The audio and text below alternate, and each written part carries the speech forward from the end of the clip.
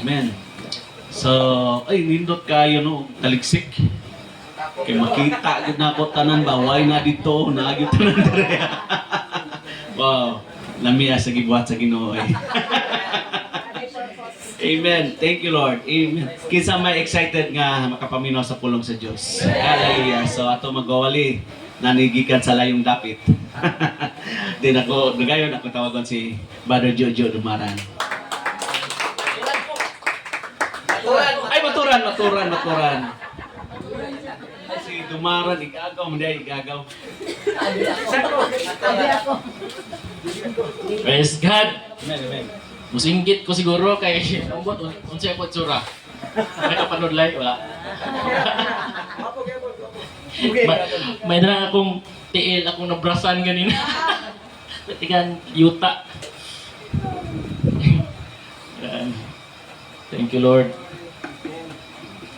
Excited kay ko katong niingon si Mimi kiki. Singgitan na po ko niya ginang buntag. Love! Oh! Ayo man ang buntod. Nag-text chat si Sister Isil, nabasa ni mo, ko, uy, kani. Alam na this. So excited ko.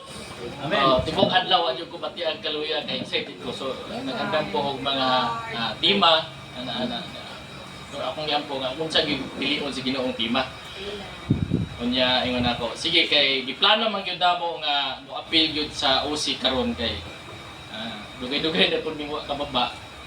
Unya magtan-aw mi sa mga pictures ng murabag masina mi bang ini nila ito sa tapok labi na sa evangelism nya mingon siya paguli na naman ingon din siya nga wa man ka mag-ingon ganina.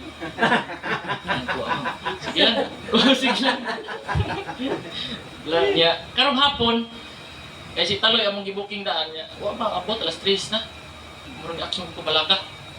Sa Taloy mag-chat ko na ko si sister sa niya. Tawagan ni Taloy na ano daw siya sa bros. So praise God. Unya naagi kakulian pa ang katong amo ang mga planter nga gipang sabot kay nalagi mi deliver sa Manila. Mao si Taloy mo ito-try no so. Gabi na kay nahuman og harvest sa Labuyo puti man kay harvest. Gabi na. Ako nagprepare ako. Ana.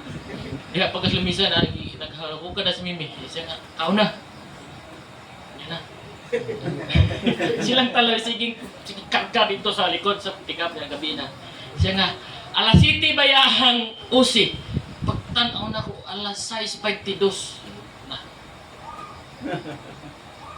Kontay ko. Saan pa ni pag milagros Ginoo? So, wala lang ko, relax lang. Tapos lagi, atos likod, tabagan na to sila. Ingat si Taloy. Okay ra na ya. Mainat-inat man po ng pastor.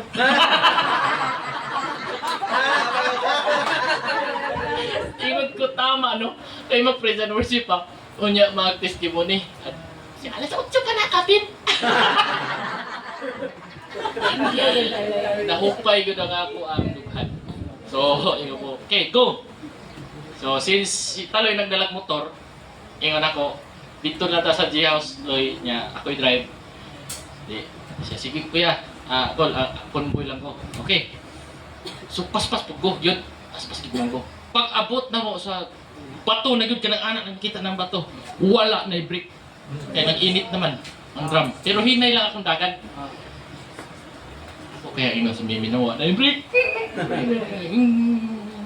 Bugat ko, di ba? Andos, momentum. Mi, pat, wala na. Ha? May kuna pa man. Pagtara pa man. Pero may patubig diha ko nga. Wala na, nalabyan na. So, premiera na lang yun. Wag yun. Pagtanaan ako rin. Ay, praise God. Isang kamok na kong truck. So, ano tayo? TF ko lagi. Sige, kung saan man na ni mo ron. Kung kapahulong mo lagi na kung ikablaka. Praise God. Thank you, Lord. Nahanginan siya og at least mga 5 minutes na tagan. Nabalik siya. Tanawa, wala na Thank you, Lord. So, usa ka kadaogan. Asa na to kung topic. Okay. So, karong gabi mag-isgota about the goodness of God. So naabtan ako ang testimony, maayo ang Ginoo. Ang kaayo sa Ginoo sa atong kinabuhi. So kanhi dili unta ni maoy ako ang hisgutan ganina didto po ko sige pa kong gaplat sa yuta kay magtanong lagi kog atsal na pod. Lahi man ang nahitabo. So thank you Lord kay dunay mga tema o mga kasinatian nga karong gabion akong nadunggan abtan gyud nako nga murag nihaom siya sa akong topic. Ang kamaayo sa Ginoo. So sugdan nato dinhi sa 1 Timothy chapter 4 verse 4. Kay ang tanan nga buhing binuhat sa Dios maayo ug walay bisan usa nga igasalikway kung pagadawaton nga may pagpasalamat. Dunay thanksgiving. So mo bitaw nga kada usi or bisan pa sa atong panimbahon sa Domingo na agi mohatag og pagpasalamat kay tungod kay ang Dios maayo sa iyang kinabuhi. Testimony gud siya maghilak pa gani tungod sa kamaayo sa Ginoo. Lord, salamat imo kong gibag-o kanang kapag-uhan gikan na sa pagkamaayo sa Ginoo. Bisan pa ang salvation through grace. Kung dili pa maayo ang Ginoo, di ta niya buhatag grace department. Di ba? Kaya doon na siya piniling tao, ang mga Israelita, kita mga hintil una sa ramanta. Pero kay maayo ang Ginoo, sukad pa sa sinugdanan, sa pagbuhat niya sa kalibutan. Genesis 1 verse 4, nag-mention na siya. Nakita niya ang iyang gibuhat, maayo. So, padayon siya. And the succeeding verses, puros niya maayo. And the last verse, niingon na siya sa 31. Dili lang maayo, very good na gyud. Ato makita nga ang tanan niyang nakita niya ang tanan niyang gibuhat. Maayo gayon. So kita resulta ta sa iyang gibuhat kay gibuhatan niya. Diha man sa kani wasa tang padayon dunay sig pangutana diha sa mga reels bitaw. Mga pilosopo ba? Kung si Adam kuno ang unang tao gibuhat Ginoo, unya naminyo si Cain, gipatay niya si Abel, di ba? So naminyo si Cain. Kinsa to yung binyuan? Sila ramang tulo. Kinsa po itong mga tawhana daw? Now, the answer is Genesis 1:26. Gibuhat sa Dios ang katawhan, babae lalaki. Gipanalanginan pagayod niya. Si Adam gani wala niya gingnan nga o panalanginan tika. So doon na may katawan, no. Anyway, gibuhat niya ang tanang butang sa kalibutan para sa mga tao nga maayo. Tanang butang maayo. Tanan butang maayo. Walay dili maayo nga mga butang. Ang tao ra may maghimo sa usa ka butang dili maayo. Di ba? Dudahan ba? Labi nang dudahan nimo kana imong ibuhat di na maayo. Labi nang mukanta ka kuan. Itong mga love song don't leave me. Ayaw na Brad kay butano na di na maayo. Depende sa imong paggamit sa usa ka butang. That is neutral. Diba? Now, ang mga butang nga niabot sa imong kinabuhi, kwarta, panalangin, blessing, maayo na dili. Maayo. Pero may mo na siyang dili maayo kung gamiton nimo sa dili maayo butang. Amen. Gani gi-mention yun nga the love of money is the root of all evil. Pero ang atong pangitaon panalangin. Di ba? Tanan material things. Kaya wa mo kumangita kwarta, nangay lang ko kuan kanang sakyanan. Ang equivalent, ang value na is money. Everything. Bisan dahon. Baligya mo na dito. Makakwarta ka. Di ba? I-decompose mo na siya. Hindi mo na fertilizer din. It will convert into money. That is good. That is good. Wala dili maayos pag pangita kwarta. Kita na kaya kwarta. Tanan hinala kwarta. And even us, kami, mabitaw na dugay ni. Kinita mi kwarta. Pero, tungkol sa kaayo sa Ginoo, dili gud ako pwedeng balibaran ang gihatag niya, gipakita niya ang kaayo sa mga kinabuhi. Amen. So, ingon pa diri sa Salmo, ingon si David. Salmo 34, versikulo 8, ingon siya. O tilawi, ug tanawan ninyo, nga si Jehovah maayo. Bulahan ang taong nga mudangop kaniya. So bulahan ang mga tao mudangop.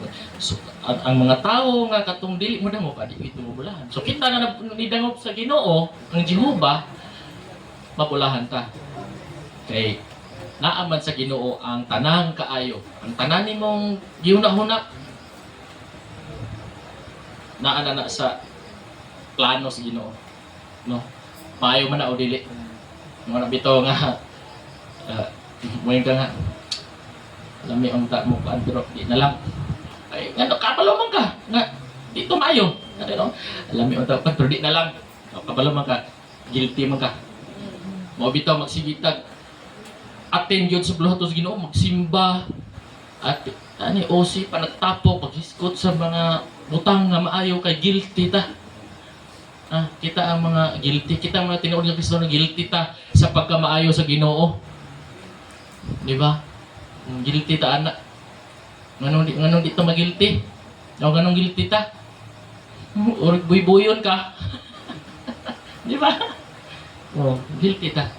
Mao nga musimba kita Domingo, Lord. Matag sayo. Ana, minaw na praise and worship, bisan di ka balo mo kanta, minaw lang, okay na kayo. Thank you, Lord. Praise God. Excited. Nga naman, mohatag ta og bitaw balos. Balos. Mura na itong balos. Ato lang siyang simbahon. Daigo og simbahon nato siya. Mura itong balos. Para di natak ayo guilty. Labi na gyud og kanang duol kayo imuhang balay. Unya di pigyo ka kasimba o di ka katin og osi o di ka kapag prayer meeting duol kayong balay. Guilty gyud ka ana. Nya ang uban lagyo kayo naka-attend. Hala. Ambot lalang. Muna siya. So dunay istorya no. May tungod din sa usa ka sapa. Ang usa ka sapa ko no. Mahadlok na siya mo join or mo sulod dito sa ganghaan sa dagat kay ang satang sapa gyud padung gyud sa dagat, di ba? Siya. They say that before entering the sea, the river trembles with fear. Nagkurog siya sa kadlok nga mo join siya dito sa dagat. Kay sapa ko siya, di ko siya dagat. So sa dihang nagsigi siya sa tawag na agas padung dito sa dagat. Gikan siya ito sa pinakalayo kayong bukid. Siya tanaw siyang likod na, gilabyan na niya itong nindot kayong mga talanawon. Kita siguro dito ang Mount Everest, siguro nindot kayo mga sunset. Even sunshine, nakita niya, sige siyang dulog, sige siyang paubos.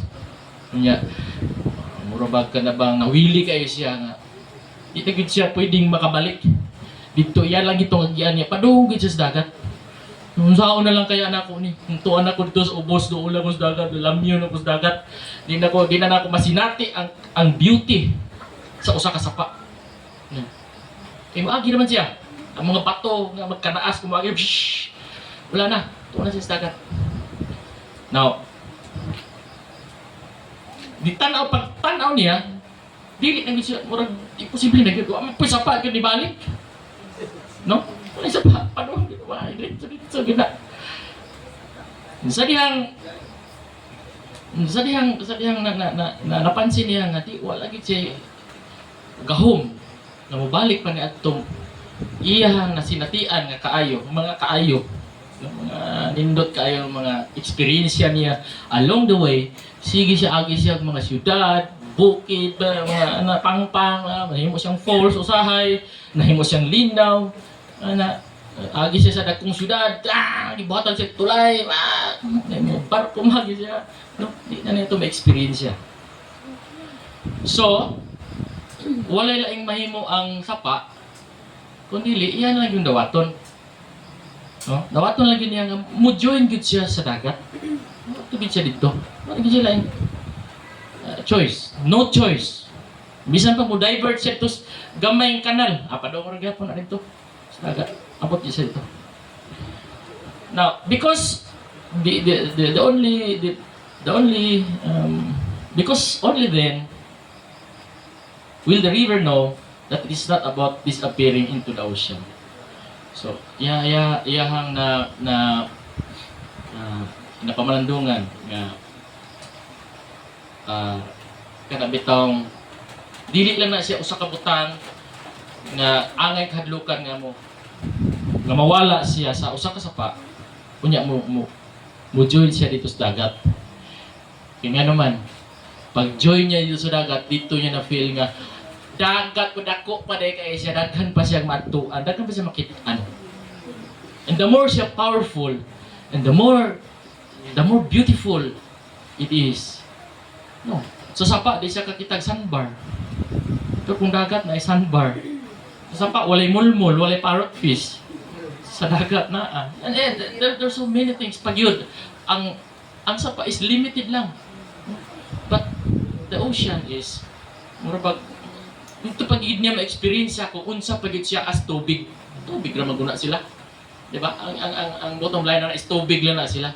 But pero kung dito lang ka pundo sa sapa, wala. Diba? That's just like the testimony of Brother Dante. You know?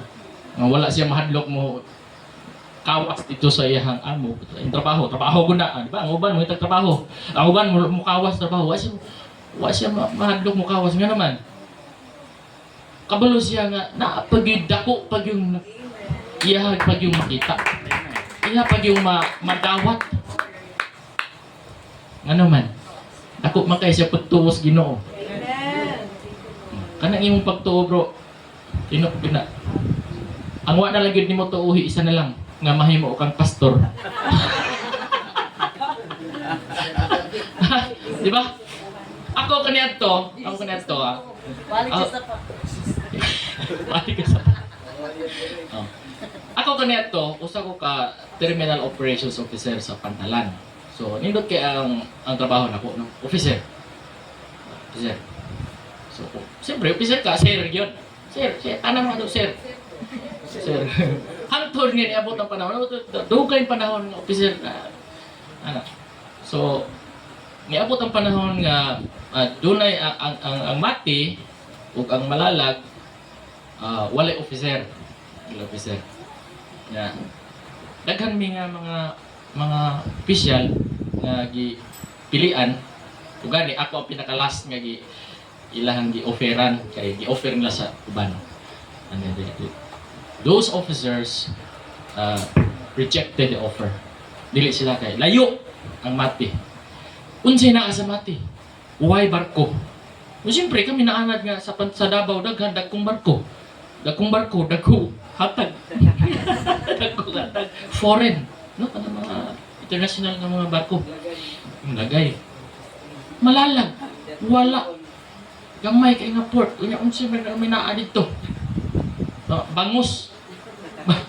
Diba? Diha sa fish port man na. Mati. Wala. Now, yun sila. Jules, ano ba yung mati ba? Kasi yung ako ang boss, iyaan ni Mimi.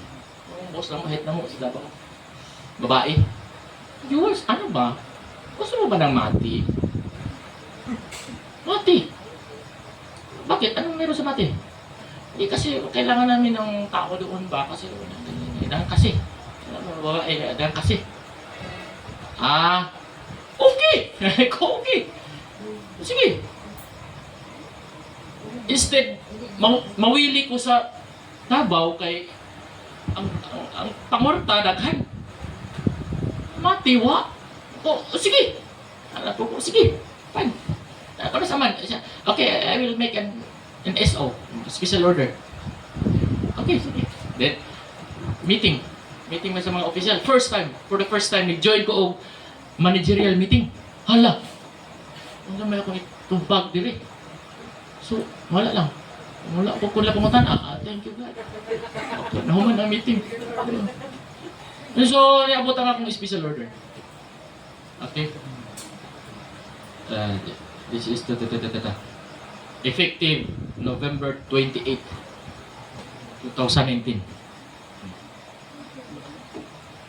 As acting division manager. Uy! Diba? Nihawa, ila kung gikuha sa operations officer, gibutang ko sa pagka-manager, acting lang. Pero wala, kuha ko lang na acting, manager man gyapon ko. Ikaw sa itong buhaton na niya sa manager. Libo ko. Ikaw sa ako yan eh. Now, lagi mga improvement, no? Kumuhawa ka diya sa imuhang luna nga nagtuo ka nga diha yung ka para mo nga nagtuo pag kang naapag mas dakong oportunidad kung mugawas ka, do it.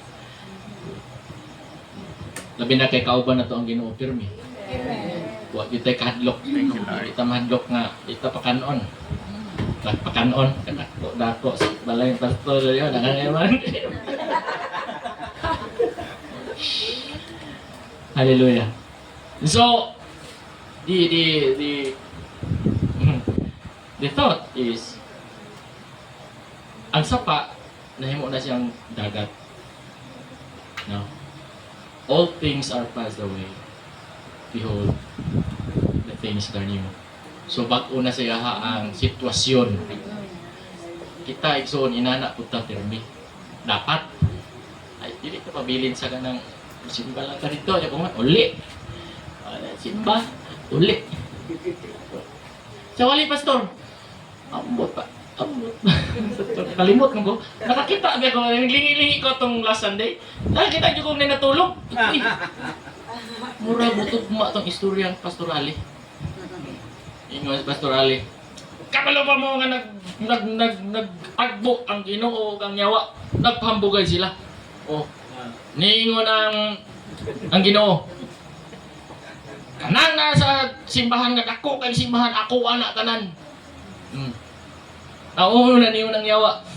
Ang kanang nasa sabungan, ako na tanan. O tanawa da, libre kay sila, aktibo kayo. Tanan dia, nanugal. Ay, kabag po gino. Oh, kanang nasa simbahan, ako na tanan. Ingon nang yawa, dili tanan. Kuha ninyo? Dili tanan. Isa pa. Dili tanan. Isa pa. Dihay usa ka simbahan dito sa Bungtod. Unya, nagwali ang pastor. Unya ang simbahan kanang bitong gitawag nato kapilya lang nga open sa kilid. Na ito kay panhuman ba? Dito na sila simba. Nagwali pastor si, wali pastor. Katong usa ka membro dito sa kilid na nasa ni Sunday nga hangin-hangin ba no, Bungtod god hangin-hangin. Tulog ko na siya. Siya ka anak. Unya kay ang pastor kay agresibo kay muwali bundakon niya ang rostrum. Pang! Pata siya. Pa siya kabalo nga dito sa iyang atbang sa gawas sa simbahan. Doon ay turo nga kanding katanaw niya nga si usap siya pumunta ko kituro. Mo ana siya. Mo ana pug kanding. Ihagit yun ko. Ihagit yun ko. Tuwa na mo kaon ng kanding sa sagbot. Sige lang siya tanaw atong membro. Katulugon mo guys siya. Sige siyang anak. Bantay ko. Isa na lang. Kadang kanding. Pag anak yun sa membro, das pagkakanding. Walang duka. Nawalan duka. Nawala po ng pastor siyang wali kaya emergency. Pastil. No? Ano. So, sometimes, doon ay mga butang yun na kanang di kita to malikayan. Malikayan. Kay labi na o kanang pareha ni Pastor Patrick sa una nga magduka man to sa pasimbahaw siyang papa man to magduka. May nalang wali kanding dito sa likod.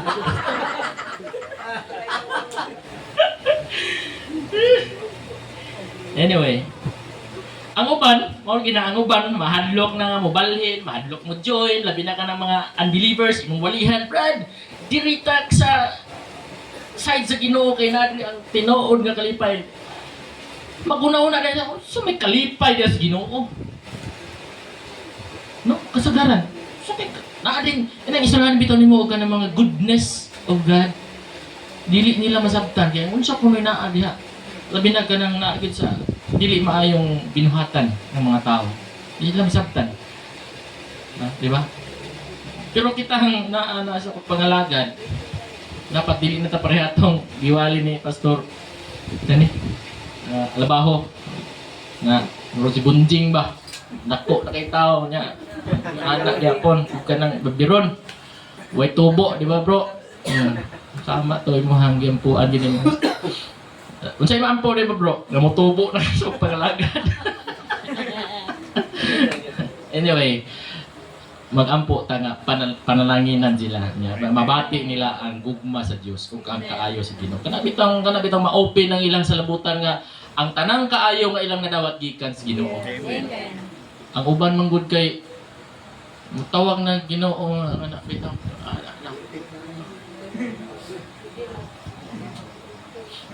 di mayo.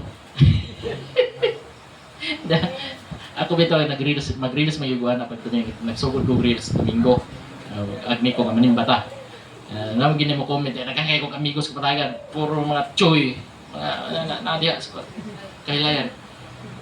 May na day goal kay balik ka sa pagas ko o balik ta karon na kana makalitok patag Lord kay base niya sa matag karon ko niya dunay mahita pong trahedya base na kusa ta sa maripahan unya og mulitok tag Lord dito na ana nagatuo dia lo wa na Lord lo pait kung saan pa kaya na sa Ginoo tawaton pa kaya na lo na lang. Di naman ginama, Lord, sige daw, isipin mo tayo niya, Lord, dawa din eh. Dili na kayo Lord. May time Lord, masig no Lo. to no. No? Si Paul. Gito na ikaw. Si Paul.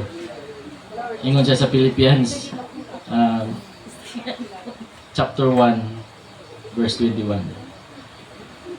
For me, to live is Christ and to die is gain. Bisan pa og sa to siya, gipusasan. Basta lang mag-preach siya sa Word of God.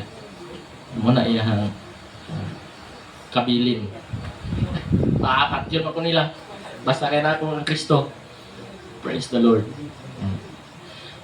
Ang uban, mahadlok pag yun mo angkon nga sila mamatay. Gamiton ang tanay lang sa lapi. Ala, no! Butagi ko dyan kung siya. Pero patay rin ako. May pay mo dangop na lang yun mo sa Ginoo. Para at least mahupay ka nga, mamatay ko Lord. Kabaloy yung kung naako sa imong sabakan.